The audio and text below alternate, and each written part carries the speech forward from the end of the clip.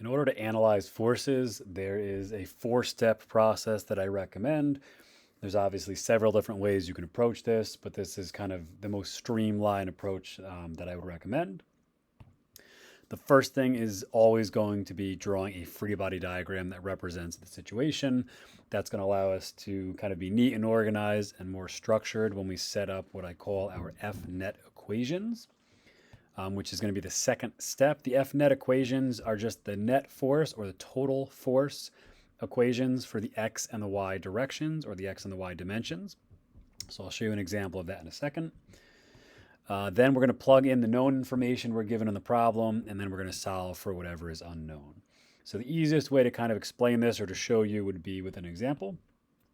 So we have a scenario here where we have a 40-kilogram block that is being pushed by somebody on the left with 200 newtons of force and then pulled by someone on the right with 40 newtons of force. And we're told that there's some friction present and the block is accelerating at 3 meters per second squared in the rightward direction. So the two things that we'd like to find here are the normal force acting on this block and the force of friction. So as stated previously, the first thing we're going to do is we're going to start with a free body diagram. So if we think about some of the forces that are acting on this block, we always have gravity. So the force of gravity is acting downwards. The block is on a flat surface, which is pushing straight up. That's what's preventing the block from accelerating downward. So we have the normal force. Remember, normal meaning like 90 degrees. Normal is perpendicular. Now in the left and the rightward direction, we have to kind of figure out what's going on here. So let's look at the right first. We actually have two forces acting to the right, the 200 Newton applied force and the 40 Newton force of tension. So we can write these a few different ways, but you'll see me more commonly write it as, the applied force plus the force of tension, as I've done here. You could certainly draw two arrows if you want to, but it's a little bit cleaner to draw one arrow and then just add all the forces that are going to the right. If we account for the forces going to the left, well, nobody's pushing this block to the left, but if someone's trying to slide it across the floor to the right, the friction's going to act to the left because the friction's always going to oppose that slide. So we have friction acting to the left here. The last thing we need to do on this diagram is kind of label the relative sizes of these. The acceleration is in the x dimension to the right. There is no vertical acceleration. The block is not accelerating up or down. So that's what informs us that the normal force and the force of gravity in this case have to be equal. And in the x direction, because you have 3 meters per second squared of acceleration in the rightward direction, we know that the rightward forces have to be larger than the leftward forces because they have to line up with the direction of the acceleration. All right, so step one is to draw an accurate free body diagram. Step two is going to be drawing or writing the F-net x and the F-net y equations. Now, the way you find the net force equations is simply adding and subtracting the forces depending on the direction. So in the x direction, we're going to add all the rightward forces together and then subtract all the leftward forces. And in the F-net y equation, we're going to add all the upwards forces and then subtract all the downwards forces. So if we look at the rightward forces for the F-net x equation first, if you look at our free body diagram, it's a little bit easier to interpret than the diagram up top. We've got applied force and tension both going to the right, so those two will be positive. I have the applied force plus the tension, both going in the positive direction, so they're both positive.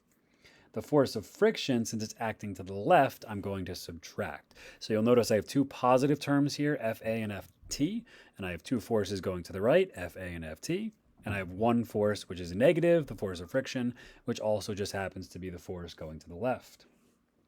Now, Newton's second law says F equals ma, or net force equals mass times acceleration. So not only can I find the net force by adding or subtracting these forces as I've done, but I can also set that equal to the mass of the block times its acceleration.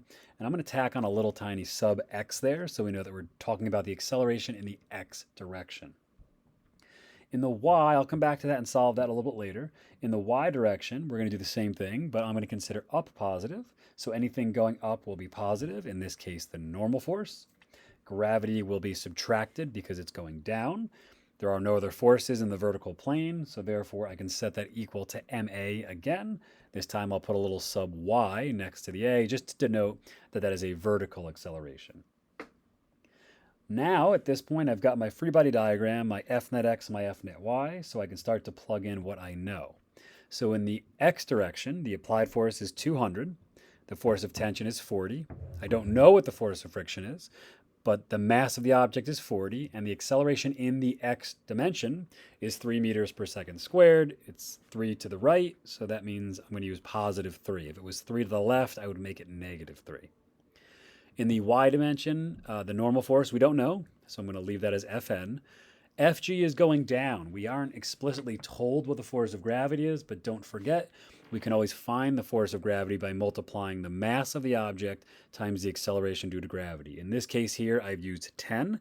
You could certainly use 9.81, but multiplying the mass times the acceleration due to gravity, either 9.81 or 10, is going to give you the force of gravity.